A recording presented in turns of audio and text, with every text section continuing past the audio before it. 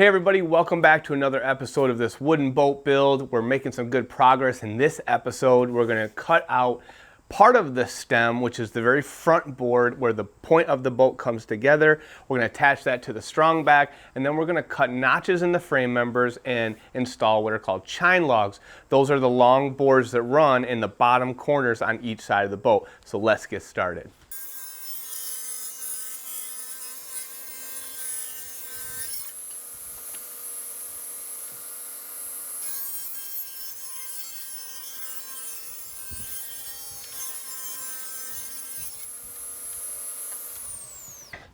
All right, so I have my stem clamped in place here. What I'm going to do is screw it in a couple spots to the front of the strong back here where I have some boards that are bracing it out far enough, and I'll also screw down through the top of the keelson here into that stem. Now originally I was going to do a one-piece stem that kind of looked like this, where the ends of the plywood are sitting into a cut slot in that stem, but just trying to figure out how to cut that right.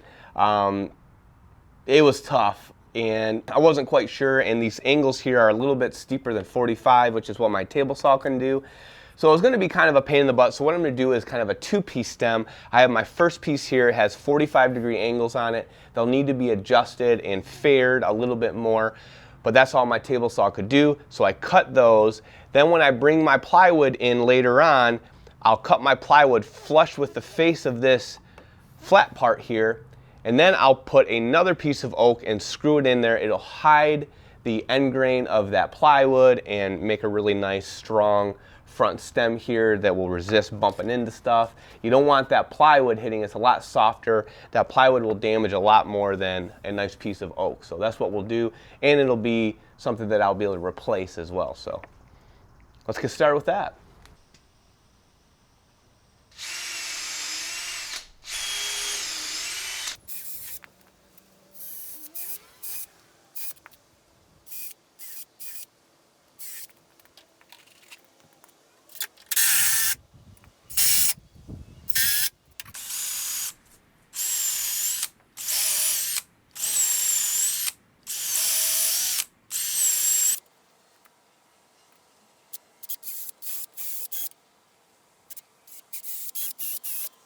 Here I'm scuffing up the gluing surfaces with 40 grit sandpaper before I add epoxy.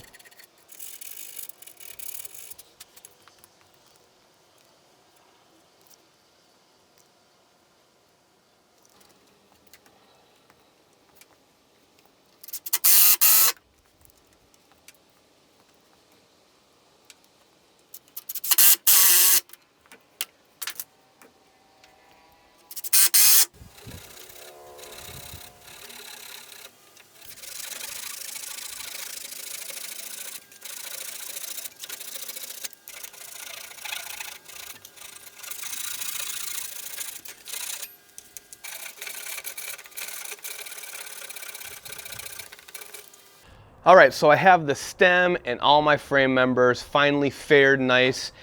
Now I'm going to make the chine logs, which is basically the board that runs all the way along this bottom corner of the boat. It ties the transom, all the frame members, and the stem together. I'm going to make it a 1x2, and I'm going to take and cut it at an angle like this. You can see there's going to be a 30-degree angle to match here at the middle, so that when this 1x2 mounts in there, for one, here in the middle, it'll be flush. The angle changes at the front and the back, but I'll be able to fair that. And the other reason that I'm making this angle at the bottom is so that water won't pool up in a corner. It'll actually be level, if not a little bit at an angle where it'll run off that shelf. If I was just to use a straight 90-degree piece like this, all that water would end up, you have to imagine this is upside down, will end up pooling right here against the side of the boat. It's kind of hard to imagine when the boat is flipped upside down, but that would be an area where water would end up pooling. So that's why I'm going to have two angles on that chine log. So let's get cutting that on a table saw, and then we need to cut out all these pieces to fit it.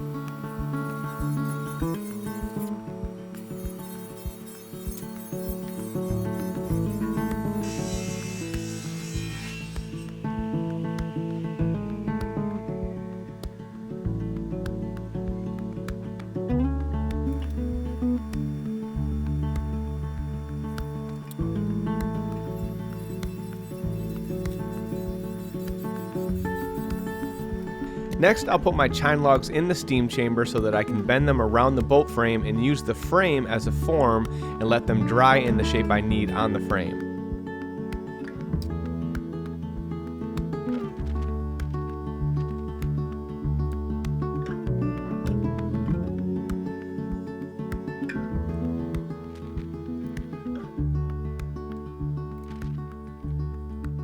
Okay, so I have the one chine log clamped into place. I'm not super happy with it.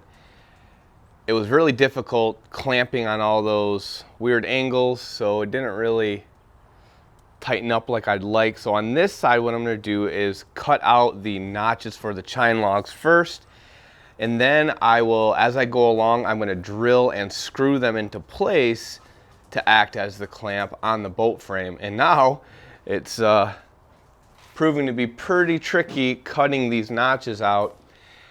I wish I would have not glued and screwed down the keelson, because then I could have taken these off and put them in the vise and cut them out. But what I had to do is take one of my old Japanese saws and I cut the handle off, as you can see, so that I can get between the two frame members here. Otherwise, I was trying at first and I just wasn't able to make the cut. It's just tough. It's very difficult. I even tried using this godforsaken tool, what do they call these, multi-tools. I've never been a big fan, but I did this one with that. It wasn't terrible, just not going to be a fun part, but hopefully that'll make the clamping and steam bending process a little bit better on this side, and then I'll probably have to redo that other side.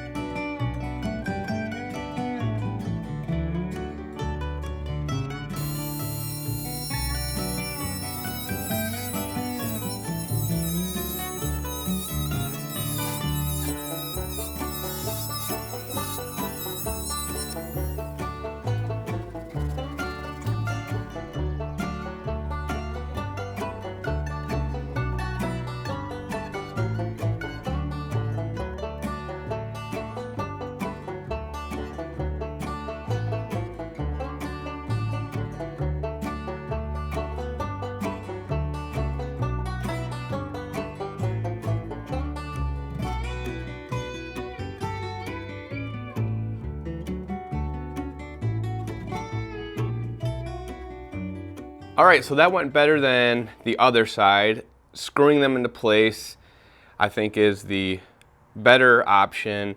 It takes a long time, and up here where I really need that moisture from that steam to help me bend, basically dried out by the time I got to this point. I don't know if I can start here or not. I feel like I have to start back there and work my way into this bend.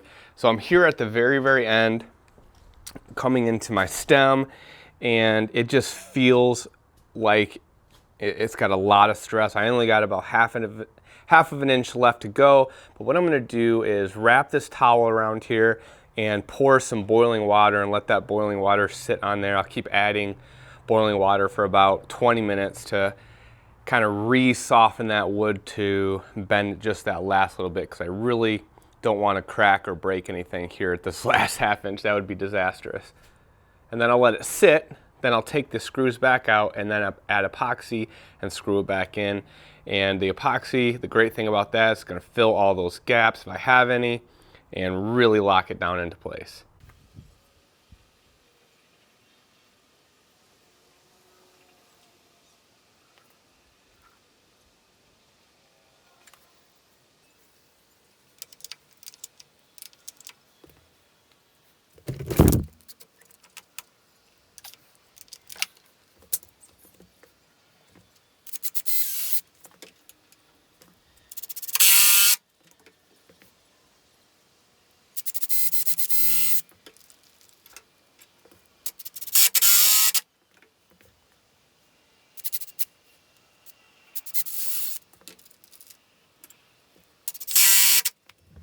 All right, so we have that chine log installed. It's definitely better to have the notches in those frame members cut out first. Really lets you kind of clamp it into place. It was still a really difficult process, and so for this side, what I'm gonna do is go back. This is kind of bent already. I'm gonna cut all these out using the multi-tool. I actually think that's the easiest way to do it. I hate that kind of tool, but I'm gonna use it. It works pretty good for this application since I'm limited with using my saw. And I got a good comment, and I've seen this before, to use a plastic bag to steam bend this. So what I'm gonna do is make a chamber out of this 6 mil heavy duty plastic that I got at Lowe's just now. Make a long tube, put this in it, steam it while I'm cutting those out. And as I go, I can actually slide the wood out of the tube while the remainder of the tube remains nice and steamed as I go along, and then I'll really be able to bend that nicely. I won't lose all that heat and steam when I take it completely out of the chamber, and I can steam the whole thing at once. I think it's gonna work really, really good. So we're gonna work on that. Let's make this bag up and then start steaming this guy and cutting this side out.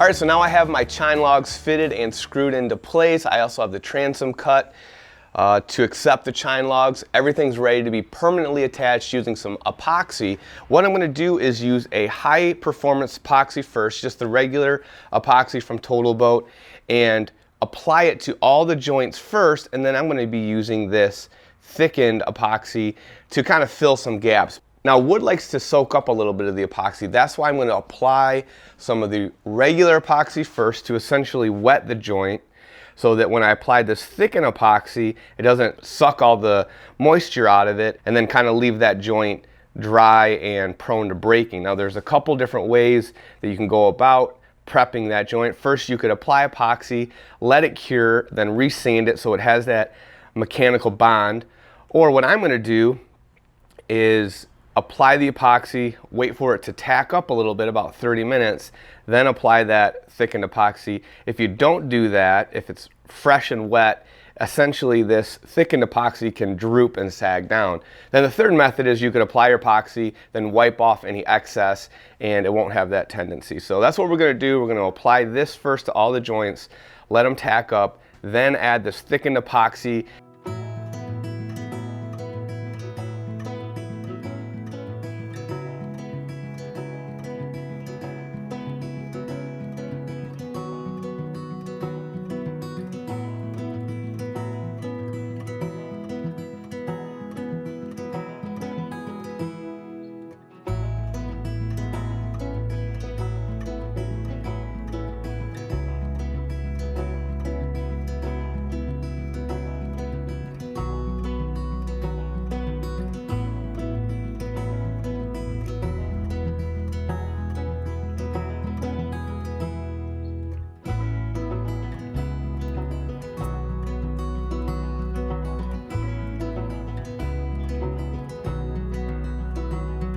These tips from Totalable are really cool too because they allow you to mix and apply the epoxy all in one step.